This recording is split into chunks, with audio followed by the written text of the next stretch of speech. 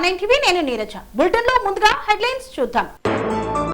99 రోజుల ప్రజాపాలన ముగింపు కార్యక్రమం. ఓటమి జాబితా సవరణ కార్యక్రమంపై అవగాహన సదస్సు. ఎత్తిపోతల పథకం పనులను పరిశీలించిన మంత్రి ఉత్తమ్. పలు దేవాలయాల్లో ప్రత్యేక పూజలు చేసిన బీజేపీ నాయకులు.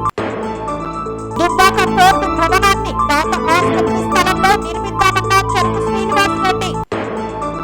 రాఘవాపురంలో ఘనంగా గురక్క పండుగ వేడుకలు. కాంగ్రెస్ నాయకులకు సవాల్ విసిరిన టీఆర్ఎస్ నాయకులు. దుబ్బాక పట్టణంలో విజయవంతంగా సాగిన 60 రోజుల చలివేంద్రం. టీఆర్ఎస్ జెండా పండుగతో రాజకీయ సందడి. కళ్యాణ లక్ష్మి చెక్కులు పంపిణీ చేసిన ఆలేరు ఎమ్మెల్యే జిల్లా.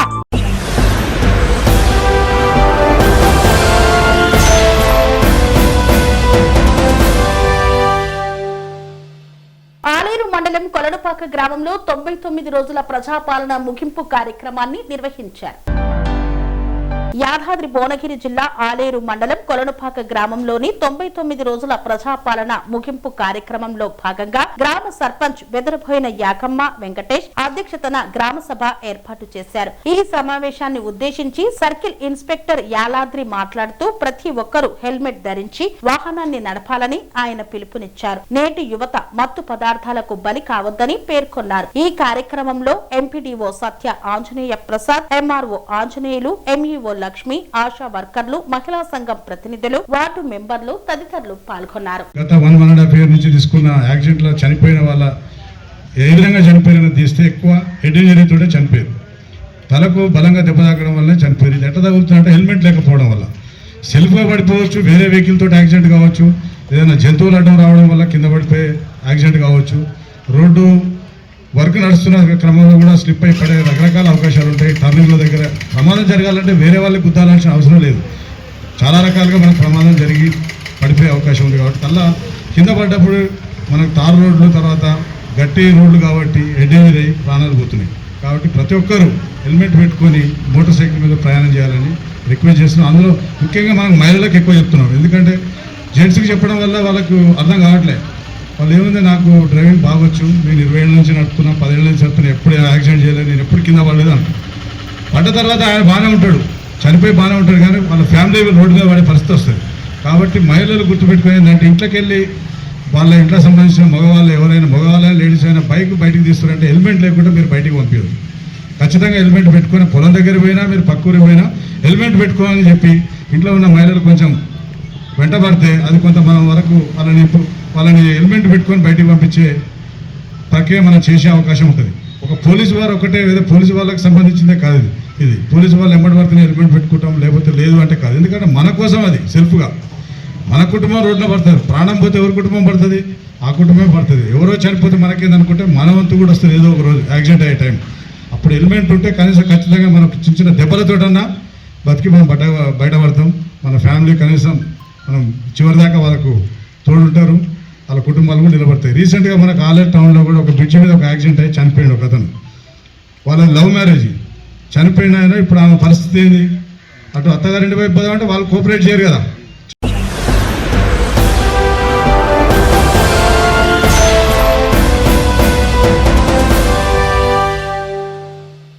తెలంగాణ రాష్ట్రంలో నిర్వహిస్తున్న ఓటరు జాబితా సవరణ కార్యక్రమంపై నిర్వహిస్తున్న అవగాహన సదస్సులో పాల్గొన్న ఎమ్మెల్యే శ్రీ గణేష్.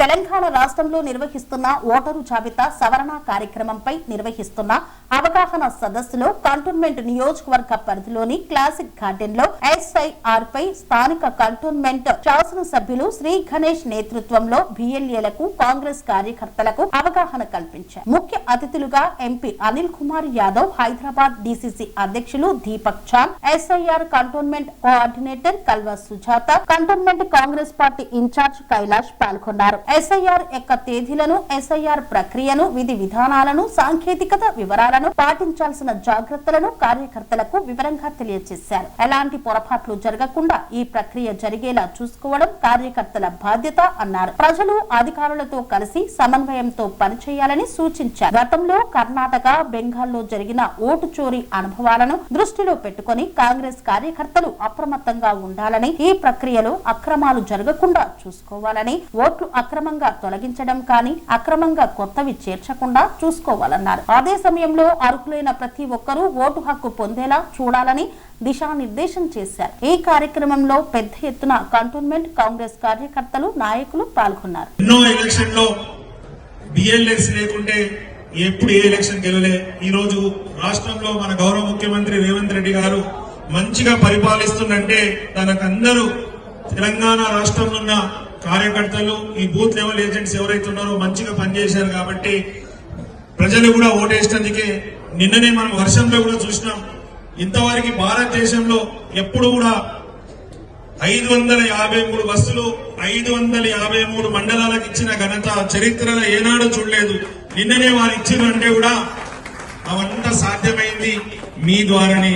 మీరు మంచిగా కష్టపడి పనిచేసినందుకే ఈ రోజు పార్టీలు గెలవగలుగుతుంది, ప్రజలకు సేవ చేయగలుగుతుంది.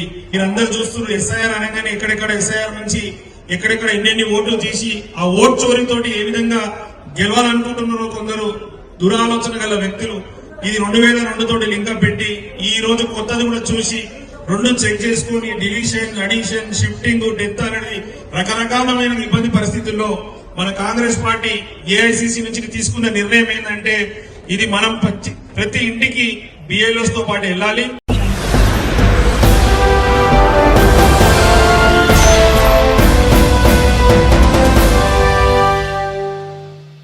కోదాడ మండలం రెడ్లకుంట గ్రామంలో మంత్రి ఉత్తమ్ కుమార్ రెడ్డి పర్యటించారు. ఎత్తిపోతల పథకం పనులను పరిశీలించారు.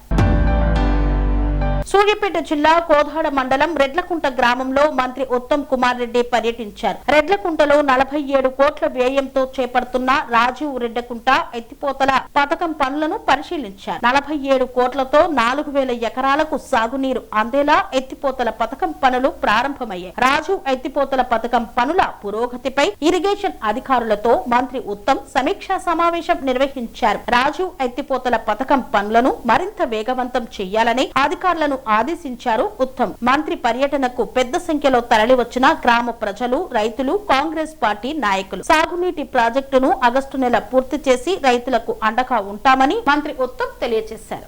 ఎప్పుడు మా మనసులో ప్రత్యేక స్థానం.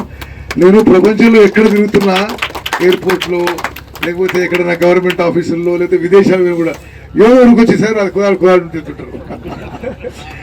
మరి చాలా మీ అందరితో ఇంత ఆత్మీయత ఉండడం అది మా అదృష్టంగా భావిస్తున్నాం.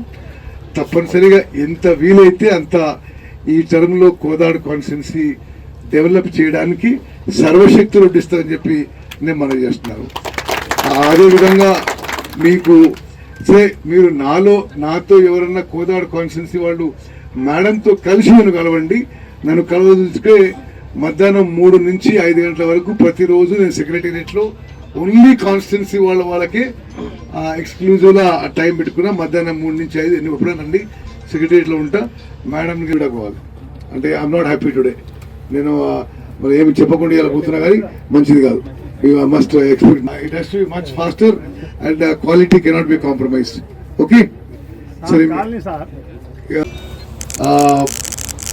నేను చెప్పినట్టుగా ముందు 6 ఊర్లకి దూరకుంట, నల్లబొండగూడెం, కాపుగల్లు, కూచిపూడి, రెడ్లకుంట, చిమిర్యాల ఊర్లకి. అదేవిధంగా కులాల వారిగా చూస్తే 1486 రైతు కుటుంబాలకి నీళ్లు వస్తాయి. దాంట్లో అగ్ర కులాల వాళ్ళు 290 మంది కులాలు, బీసీలు ఓబీసీలు 720 రైతు కుటుంబాలు, ట్రైబల్స్ 30 కుటుంబాలు, ఎస్సీలు 446 కుటుంబాలకి ఈ స్కీమ్ ద్వారా నీళ్లు రావడం జరుగుతుంది. మరి ఏ ఊరికి ఎన్ని నీళ్ళు వస్తాయంటే దూరకుంటకి 66 ఎకరాలకి, నల్లబండగూడెంకి 1400 ఎకరాలకి, కాపుగల్కి 1608 ఎకరాలకి, కూచిపూడికి 400 ఎకరాలకి, రెడ్లకుంటకి 576 ఎకరాలకి, చిమిర్యాల మరి 410 ఎకరాలు. తప్పనిసరిగా కాంట్రాక్టర్ గారు, సిఈ గారు ఇది ఇంకా స్పీడప్ చేయాలి.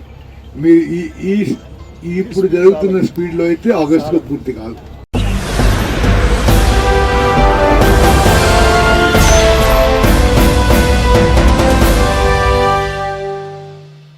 దేశ ప్రధానమంత్రిగా మోదీ 12 సంవత్సరాలు పూర్తి చేసుకున్న సందర్భంగా పలు దేవాలయాల్లో ప్రత్యేక పూజలు చేసిన భానుక నర్మద. దేశ ప్రధాని నరేంద్ర మోదీ దేశ ప్రధానమంత్రిగా 12 సంవత్సరాలు పూర్తి చేసుకున్న సందర్భంగా శుభాభినందనలు తెలుపుతూ ప్రధాని ఆయురారోగ్యాలతో ఉండాలని, భగవంతుడు ఆయురారోగ్యాలు ప్రసాదించాలని ప్రార్థిస్తూ సికింద్రాబాద్ కంటోన్మెంట్ లోని వార్డు 2లోని జైన మందిరం మరియు స్వామినారాయణ ఆలయంలో, అలాగే 6వ వార్డులోని తాడ్బంద్ హనుమాన్ ఆలయంలో ప్రత్యేక పూజలు నిర్వహించిన కంటోన్మెంట్ బోర్డు నామినేటెడ్ సభ్యురాలు భానుక నర్మద మల్లికార్జున్. ఈ సందర్భంగా భానుక నర్మద మల్లికార్జున్ మాట్లాడుతూ 12 సంవత్సరాలు పూర్తి చేసుకున్న మన దేశ ప్రధాని మోదీకి శుభాకాంక్షలు తెలుపుతున్నామన్నారు. ప్రధాని దేశ సేవలు అందించే విధంగా ఆయురారోగ్యాలతో ఉండాలని, ప్రత్యేక పూజలు నిర్వహించుకొని హనుమాన్ చాలీసా కూడా చదవడం జరిగిందని ఆమె ఈ సందర్భంగా తెలియజేశారు. ఈ సభాముఖంగా తాడ్బంద్ ఆంజనేయ స్వామి ముందు భానుక నర్మద మోదీ ఆయురారోగ్యాలతో ఉండాలని కోరుకున్నారు. దేశానికి రక్షణ కవచం లాగా ఉంటారని, ప్రపంచంలో గొప్ప ప్రధానిగా చరిత్రలో నిలిచిపోయారన్నారు. ఈ కార్యక్రమంలో బీజేపీ పార్టీ తెలంగాణ రాష్ట్ర అధ్యక్షులు ఎన్ రామచంద్రరావు, మహంకాళ జిల్లా ఉపాధ్యక్షులు బిఎన్ శ్రీనివాస్, బీజేపీ సీనియర్ నాయకులు భానుక మల్లికార్జున్ మరియు తదితర వార్డు సభ్యులు తదితరులు పాల్గొన్నారు. ఈ రోజు 12 సంవత్సరాలు పూర్తి చేసుకున్న మన దేశ ప్రధాని మోదీ గారికి మనం శుభాకాంక్షలు తెలుపుతున్నాం. అలాగే తన పేరు మీద ఇవాళ తాడ్బంద్ ఆంజనేయ స్వామి గుడిలో మా భారతీయ జనతా పార్టీ ఉపసభ్యులందరం కలిసి వచ్చి పూజ చేయించడం జరిగింది. హనుమాన్ చాలీసా కూడా చదవడం జరిగింది. దేశ ప్రధాని గారు అంటే నేను ఈ తాడ్బంద్ ఆంజనేయ స్వామి ముందుండి చెప్తున్నా, దేశ ప్రధానికి ఎంత ఆయుష్ ఉందో నాకు తెలియదు, నాకు ఎంత ఆయుష్ ఉందో నాకు తెలియదు, కానీ నా ఆయుష్ల నుండి ఒక 1 year ఆ దేశ ప్రధానికి ఆ భగవంతుడు ప్రసాదించాలని సభాముఖంగా అందరి ముందు నేను కోరుకుంటున్నా. స్వామి తాడ్బంద్ ఆంజనేయ స్వామి ముందు కూడా నేను కోరుకుంటున్నా. ఎందుకంటే నేను ఉంటే నా కుటుంబము, నా కంటోన్మెంట్ వరకే, కానీ దేశ ప్రధాని అనేటువంటి బతుకుంటే ఇంకో ఎంత మందికి మొత్తం మన దేశానికి కాదు వరల్డ్లోనే ఫస్ట్ స్థానంను మనం తెప్పించే స్థాయికి మనను తీసుకెళ్తున్న మోదీ గారు ఆయురారోగ్యాల ఐశ్వర్యాలతోని తను సంతోషంగా సుఖశాంతులతోని ఉండాలని, దేశ భవిష్యత్తు అతని చేతిలో ఉంది కాబట్టి దేశాన్ని మంచి మార్గాన్ని నడిపిస్తున్న అతనికి మనందరం ఆశీర్వాదాలు, మనం చిన్నోళ్ళమైనా సరే మనందరి ఆశీర్వాదాలు అతనికి ఉండాలని తెలియజేస్తుంది. నమస్కారం. జై శ్రీరామ్. జై శ్రీరామ్. జై శ్రీరామ్. రోజు భారతదేశ చరిత్రలోనే నా భూతో నా భవిష్యత్తు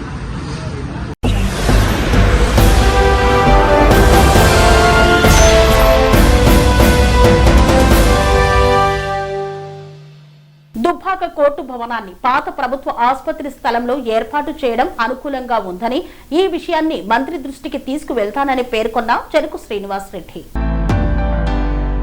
దుబ్బాక పట్టణ ప్రజలకు శుభవార్త. దుబ్బాక కోర్టు భవనాన్ని పాత ప్రభుత్వ ఆసుపత్రి స్థలంలో ఏర్పాటు చేయడం అనుకూలంగా ఉందని భావిస్తూ ఆ విషయాన్ని రాష్ట్ర మంత్రి దృష్టికి తీసుకువెళ్తానని దుబ్బాక నియోజకవర్గ కాంగ్రెస్ పార్టీ ఇన్ఛార్జ్ చెరుకు శ్రీనివాస్ రెడ్డి తెలిపారు. ఈ మేరకు ఆయన పాత ప్రభుత్వ ఆసుపత్రి స్థలాన్ని పరిశీలించారు. ఈ సందర్భంగా ఆయన మాట్లాడుతూ స్వర్గీయ మాజీ మంత్రి చెరుకు ముత్యం రెడ్డి దూరదృష్టితో దుబ్బాకకు కోర్టును తీసుకువచ్చారని, అయితే గత ప్రభుత్వ పాలకులు కోర్టు అభివృద్ధి మరియు శాశ్వత భవన ఏర్పాటుపై నిర్లక్ష్యంగా వ్యవహరించారని విమర్శించారు. దుబ్బాక కోర్టును ఎట్టి పరిస్థితుల్లోనూ కోల్పోయే ప్రసక్తే లేదని, ప్రజలకు అందుబాటులో ఉండేలా పాత ప్రభుత్వ ఆసుపత్రి స్థలంలో కోర్టు ఏర్పాటుకు కృషి చేస్తామని స్పష్టం చేశారు. ప్రజల ప్రయోజనాలను దృష్టిలో ఉంచుకొని కోర్టు సమస్యకు శాశ్వత పరిష్కారం తీసుకురావడానికి అన్ని స్థాయిల్లో ప్రయత్నాలు కొనసాగుతున్నాయని పేర్కొన్నారు. ఈ కార్యక్రమంలో Dubbaka market committee chairman Kongari Ravi, 14వ వార్డు కౌన్సిలర్ తునికి సురేష్, అనంతాల శ్రీనివాస్,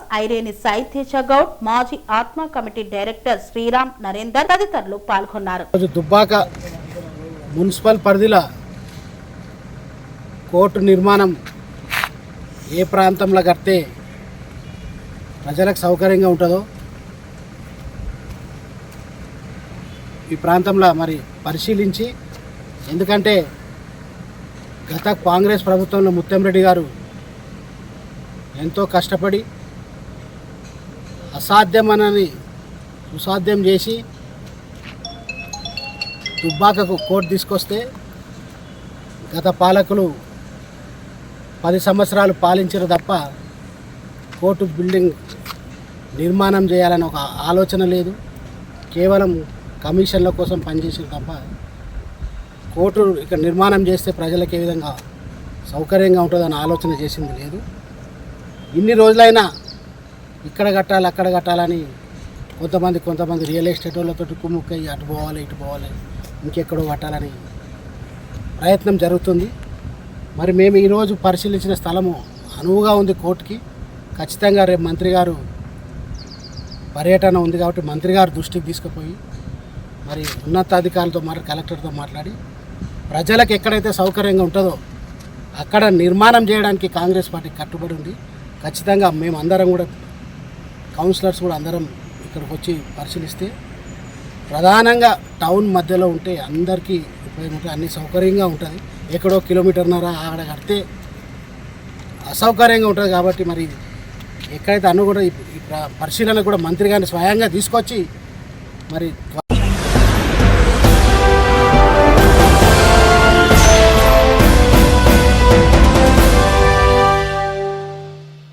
రాఘవాపురంలో గత 3 తరాల నుండి గురప్ప పండుగను ఘనంగా నిర్వహించారు. దేవాలయ అభివృద్ధికి సహకరించాలని కోరుతున్న కమిటీ సభ్యులు. సూర్యాపేట జిల్లా మోతే మండలం రాఘవాపురం గ్రామంలో గత 3 తరాల నుండి గురప్ప పండుగను ఘనంగా నిర్వహించుకుంటున్నాం. పండుగ సందర్భంగా గురప్ప దేవాలయానికి వెళ్లాలంటే తీవ్ర ఇబ్బందులు ఎదుర్కోవలసి వస్తోంది. రాష్ట్ర నాయకులు గాని, మండల నాయకులు గాని, గ్రామ స్థాయి నాయకులు ఎవరైనా సరే మా దేవాలయాన్ని అభివృద్ధి చేసేందుకు ముందుకు వచ్చి సహకరించాలని ఆలయంకు సంబంధించిన కమిటీ సభ్యులు పేర్కొన్నారు. బేరీలు కొట్టుకుంటూ ఊరేగింపుతో గుడి చుట్టూ ప్రదర్శన చేసి యాదవ సంఘ సభ్యులు మొక్కులు తీర్చుకున్నారు. ఈ కార్యక్రమంలో యాదవ సంఘం నాయకులు భయ్యా గంగరాజు యాదవ్, భిక్షం పెద్దగొల్ల భయ్య, సుధాకర్ పేర్ల, రాములు, ఉండాల సైదులు, గుండాల ఎర్రయ్య, రాఘవాపురం సర్పంచ్, ఉప సర్పంచ్, యాదవులు, గ్రామ నాయకులు తదితరులు పాల్గొన్నారు. రాఘవాపురం గ్రామ ప్రజల యాదవ సంఘం అధ్యక్షులకు కానీ, యాదవ సంఘం గ్రూపుకు కానీ, ఇక్కడ రాఘవాపురంలో నడిచే అటువంటి గురప్ప పండుగ గురించి ఒక 3 తరాల పాటుగా నడుస్తుంది. అలా తాతల నాడు ఏం నడిచిందో, ఏం పోయిందో, ఏం జరిగిందో మాకైతే తెలియదు. సరే ఇలా ఒక 3వ తరం నడుస్తుంది, 3వ 4వ తరం నడుస్తుంది. ఇలా ఒక సీసీ రోడ్డు, మాకు కరెంటు సౌకర్యం, ఇక్కడ దీనికి చుట్టూ ఒక బెడ్ అది వేయించాలనుకుంటున్నాం. ఏ నాయకుడైనా సరే వచ్చావు అడిగితే మనం కాదనేది లేదనుకుంటా అడగాలని మేము కోరుకుంటున్నాం. దీనితో పాటు సమస్య ఏంటంటే ఇక్కడ నీళ్లు వసతి సిసి రోడ్డు కావాలని మేము కోరుకుంటున్నాం. గ్రామ సభ సంబంధించిన వాళ్ళకు యాదవ సంఘం అనే ఉద్దేశంతో ఆ పేరు గల్ల ఉన్న వాళ్ళం అందరం కూడా బాధ్యతలం అయ్యి ఇక్కడ అందరు ఏ నాయకుని కాడికైనా పోవాలి, మనం పోయి ఒక సమర్థంగా సమర్థించుకోవాలి. ఓలైనా లేదు, నువ్వైనా నేను అనేది ఏం లేదు. నాయకులు అనుకుంటే పోవచ్చు, తీసుకురావచ్చు, నిధులు తీసుకొచ్చినాక దేవుని కాడ ఓలు వద్దనేది ఏం ఉండదు. దాంతోపాటు లైటింగు, కరెంటు ఇక్కడ ఊరగుంట కట్టవారికి వచ్చింది. ఆ నుంచి వీడికి మాకు లైటింగు కావాలని కోరుకుంటున్నాం. దీంతో పాటు ఒక గ్రామ సర్పంచ్ అయినా ఓలైనా సరే మాకు నిధులు ఒకటి అందించాలని మేము కోరుకుంటున్నాం.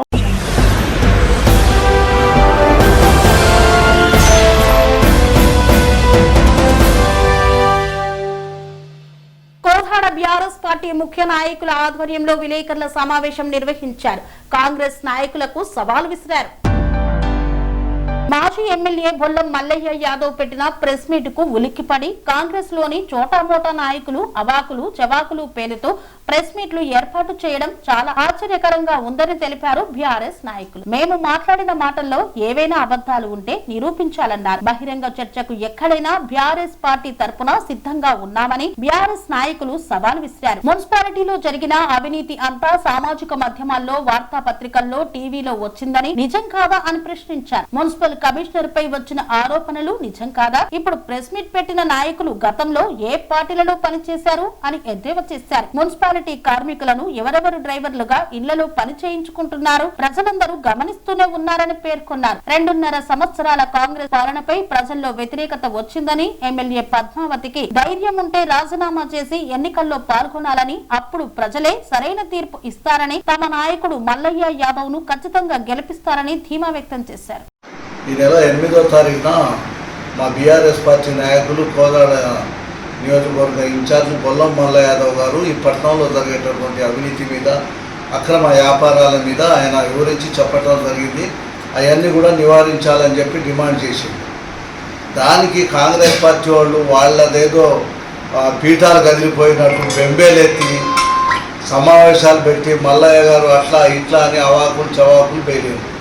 దానికి మేము మల్లయ్య గారు చెప్పిన దాంట్లో వాస్తవం ఏమైనా ఉంటే ఆలోచించాలి, లేకుంటే ఇది తప్పు అని చెప్పాలా. చెప్పకుండా పనికిరాని మాటలు నువ్వు నిన్ను ఆడ కూర్చోబెట్టి ఈడ కూర్చోబెట్టి అని మాట్లాడితే మమ్మల్ని కూర్చోబెట్టి కరెక్టే, మీరు మంచి చేస్తారనే కదా మిమ్మల్ని అధికారం ఇచ్చింది. అమలు కాని హామీలతోని 420 హామీలతోని అధికారంలోకి వచ్చి దీపం ఉండనే ఇల్లు చక్క పెట్టుకోవాలనే ఆలోచనతో ఈరోజు పట్టణంలో కాంగ్రెస్ పార్టీ నాయకులు ఉన్నారు. గ్రంథాలయం స్థలంలో బడ్డీ కొట్టేసింది వాస్తవం కాదా? మున్సిపాలిటీలో జరుగుతున్నటువంటి అవినీతి మీద మేము ఇంతకుముందే మరి వినతి పత్రాలు ఇచ్చినాం, ధర్నాలు చేసినాం, విచారణ జరపాలని చెప్పి సంబంధిత అధికారులకు మేము డిమాండ్ చేసి చెప్తున్నాం. 22వ ఏజెన్సీ ఏదైతే ఉన్నదో దాంట్లో మొత్తం కూడా లేనటువంటి మున్సిపాలిటీలో పనిచేయనటువంటి సభ్యులు నెల నెల జీతాలు తీసుకుంటారు. ఇచ్చినటువంటి జీతాలు మొత్తం కూడా బోగస్ పేర్లతో తీసుకున్నటువంటి వాళ్ళ జీతాలు మొత్తం కూడా రికవరీ చేయాలనేది బీఆర్ఎస్ పార్టీ నుంచి మేము డిమాండ్ చేస్తున్నాం. చేయండి. ఈరోజు మీరు అవినీతి జరగలేదని చెప్పి పెద్ద ఎత్తున మీరు మాట్లాడుతున్నారు. మరి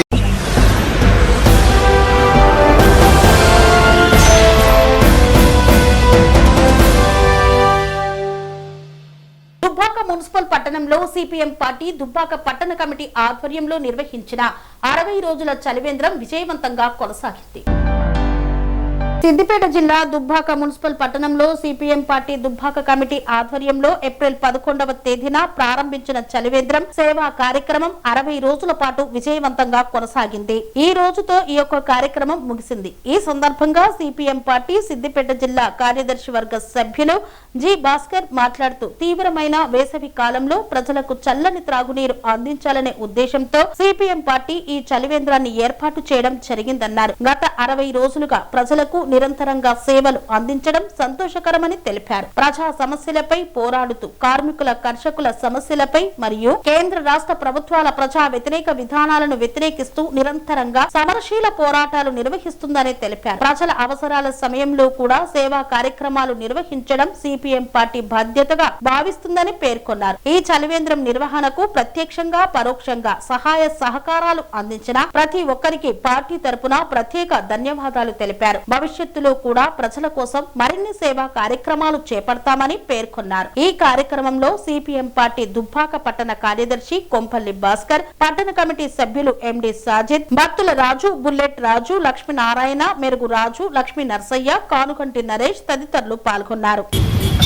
సిద్దిపేట జిల్లా దుబ్బాక మున్సిపల్ పట్టణంలోని సిపిఎం పార్టీ ఆధ్వర్యంలో గత 2 నెలలుగా చలివేంద్రాన్ని నిర్వహించడం జరిగింది. ఏప్రిల్ 11 నుంచి ఈ రోజు వరకు సుమారుగా 60 రోజులు ఎండాకాలంలో చలివేంద్రం ద్వారా ప్రజలకు మంచినీటిని అందించి సేవ చేయడం జరిగింది. సిపిఎం పార్టీ అంటే ప్రజా సమస్యల పోరాటంతో పాటు కార్మికులు, రైతులు, అన్ని వర్గాల ప్రజా సమస్యల మీద పోరాడుతూనే సేవా కార్యక్రమాల్లో ముందు ఉండి పనిచేసడానికి ఈ చలివేంద్రమే ఉదాహరణ. కాబట్టి ప్రజా సమస్యలతో పాటు సేవా కార్యక్రమంలో ముందుంటూ గత 4-5 సంవత్సరాలుగా చలివేంద్రం నిర్వహిస్తూ దుబ్బాక పట్టణానికి వచ్చిపోయేటువంటి ప్రజానీకం దహార్ది కోసం ఈరోజు చలివేంద్రాన్ని 60 రోజులు నిర్వహించడం జరిగింది.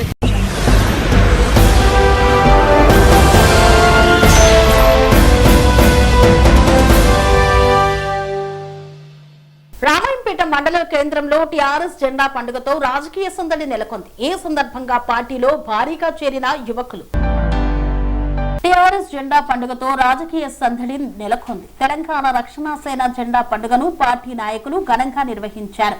ఈ సందర్భంగా రామహంపేట మండల కేంద్రంలో జరిగిన కార్యక్రమంలో యువకులు, రైతులు పెద్ద సంఖ్యలో పార్టీలో చేరి జెండాను ఆవిష్కరించారు. ఈ కార్యక్రమానికి బాధ్యులు రాష్ట్ర ఇన్ఛార్జ్ కోటేశ్వరరావు, వెంకటేశ్వరరావులు హాజరై పార్టీ జెండాను ఎగరవేశారు. అనంతరం నిర్వహించిన సమావేశంలో వారు మాట్లాడుతూ తెలంగాణ రక్షణ సేన ఆవిర్భావం నుండి రాష్ట్ర వ్యాప్తంగా ప్రజల్లో విశేష ఆదరణ పెరుగుతోందన్నారు. గ్రామ గ్రామాన పార్టీ బలోపేతం అవుతుండగా యువత, రైతులు, మేధావులు పార్టీ సిద్ధాంతాల పట్ల ఆకర్షితులవుతున్నారని పేర్కొన్నారు. కల్వకుంట్ల కవితమ్మ నాయకత్వంపై ప్రజల్లో విశ్వాసం రోజు రోజుకు పెరుగుతుందని, సామాజిక తెలంగాణ లక్ష్యంగా పార్టీ ముందుకు సాగుతోందని తెలిపారు. ఉచిత విద్య, వైద్యం, ఉపాధి, వ్యవసాయం, సామాజిక న్యాయం అంశాలతో రూపొందించిన పంచజన్యం పథకాలు ప్రజలను ఆకట్టుకుంటున్నాయని తెలిపారు. జై కవితక్క, జై టిఆర్ఎస్, జై టిఆర్ఎస్. అందరికి నమస్కారం. జెండా పండుగలో భాగంగా మన మెదక్ జిల్లాలో ముఖ్యంగా మెదక్ పట్టణంలో లాస్ట్ వీక్ చేసుకోవడం జరిగింది. ఆ తర్వాత నర్సాపూర్ కాన్స్టిట్యున్సీలో చేసుకోవడం జరిగింది. ఈరోజు రామన్పేట మండలంలో ఉంటే రామన్పేట మున్సిపాలిటీలో జెండా కార్యక్రమం చేసుకోవడం జరుగుతుంది. అదేవిధంగా మెదక్ జిల్లాలో మొత్తం ప్రతి మండలంలో కూడా జెండా కార్యక్రమం ఉంటుంది. అదేవిధంగా గ్రామాల్లో కూడా ఉంటుంది. టిఆర్ఎస్ పార్టీని గ్రామాల్లో గ్రామాన ప్రతి వ్యక్తికి చేరవేసే విధంగా మా జెండా పండుగ ఉంటుంది. అదేవిధంగా పెద్ద ఎత్తున కూడా కార్యకర్తలు, అభిమానులు పార్టీలో చేరుతున్న సందర్భంగా మేము జెండా పండుగ నిర్వహించడం జరుగుతుంది. ముఖ్యంగా రామంపేటలో మా టీఆర్ఎస్ కార్యకర్తలు చాలా పెద్ద ఎత్తున వచ్చి మా కార్యక్రమాన్ని చాలా విజయవంతం చేసినారు. ఇంకా కూడా త్వరలో భారీ చేరికలు ఉంటున్నాయి. రాంపేట నుంచి మేము జెండాని ఖచ్చితంగా ఎగడమే కాకుండా ఇక్కడ త్వరలో కూడా టీఆర్ఎస్ జెండా ఎగడం ఖచ్చితంగా ఎగరేయడం జరుగుతుంది. మేము సభాముఖంగా తెలియజేస్తున్నాము. రాబోయే రోజుల్లో ఎలా ఉండదు, కేవలం టీఆర్ఎస్ జెండా మాత్రమే ఉంటుందని చెప్పేసి ఈ సభాముఖంగా తెలియజేస్తున్నాం. ఇక నుంచి కూడా టీఆర్ఎస్ లో చాలా మంది జాయిన్ అవుతున్నారు. మేము అందరికి స్వాగతం పలుకుతున్నాము. రావాలని కూడా కోరుకుంటున్నాము. ప్రజలు కూడా పార్టీని ఆదరించి, ఇది పేదల పార్టీ, ఇది బహుజన పార్టీ. మా పార్టీ యొక్క ముఖ్య ఉద్దేశం ఏంది? పాంచజన్యం అంటే సామాజిక న్యాయం. పాంచజన్యం యొక్క ఉద్దేశం ఏంటంటే సామాజిక న్యాయం, ఉచిత విద్య, ఉచిత వైద్యం, రైతు రక్షణ, అదేవిధంగా నిరుద్యోగుల పట్ల మేము చూపించేటువంటి ఉపాధి అని అన్ని కార్యక్రమాలు తీసుకోవడం జరిగింది. దీన్ని అందరూ చాలా అభిమానిస్తున్నారు, ఆదరిస్తున్నారు. రాబోయే రోజుల్లో కూడా టీఆర్ఎస్ పార్టీకి మంచి రోజులు వస్తాయని మేము అందరం ఆశిస్తున్నాము, రావాలని కోరుకుంటాము. ప్రజలు కూడా ఒక్కసారి ఆలోచించాలి. ఇంతకుముందు రాజకీయ పార్టీలు ఏం చేసినాయి, ఇప్పుడు ఈ రాజకీయ పార్టీ ఏం చేయబోతుంది అనేది. ఏ ఒక్కరు కూడా కార్పొరేట్ స్థాయిలో ఉచిత విద్యను ఎవరు అనౌన్స్ చేయరు ఇంతవరకు కూడా. అంత ధైర్యం చేసిన ఏకైక నాయకురాలు మా అధినేత్రి కల్వకుంట్ల కవితమ్మ గారే. ఉచిత విద్య అనేది ప్రతి కార్పొరేట్ స్థాయిలో ఏ స్కూల్లో చదువుకున్నా సరే అందరికీ ఉచిత విద్య, ఎవరికైనా సరే ఉచిత వైద్యం. ఉచిత వైద్యం అనేది అందరినీ దాక్షపడలా ఉంది కాబట్టి అందరికి ఉచిత విద్య, ఉచిత వైద్యం చేయాలని ముఖ్య ఉద్దేశం మా పార్టీ యొక్క ముఖ్య ఉద్దేశం.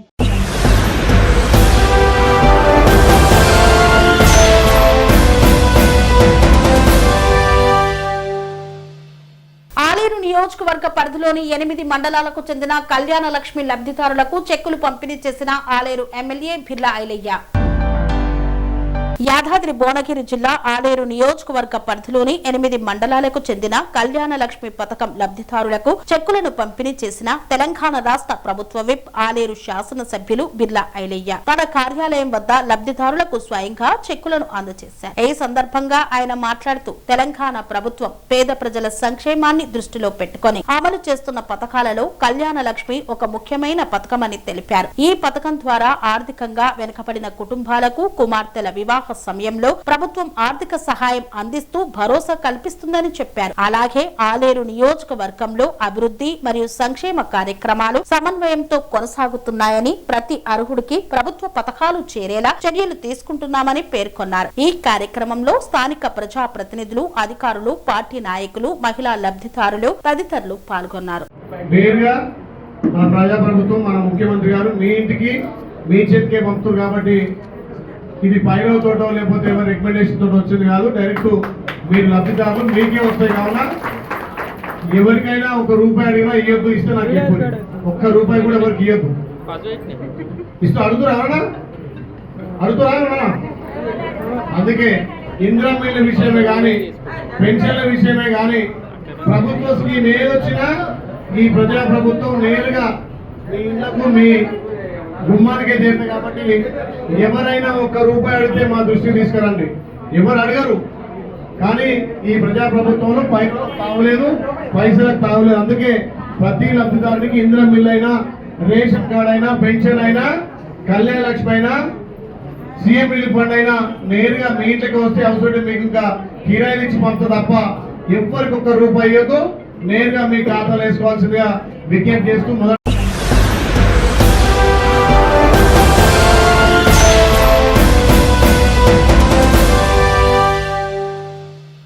ఇంతటితో వార్తలు సమాప్తం. మరిన్ని అప్డేట్స్ కోసం చూస్తూనే ఉండండి TR9 టీవీ.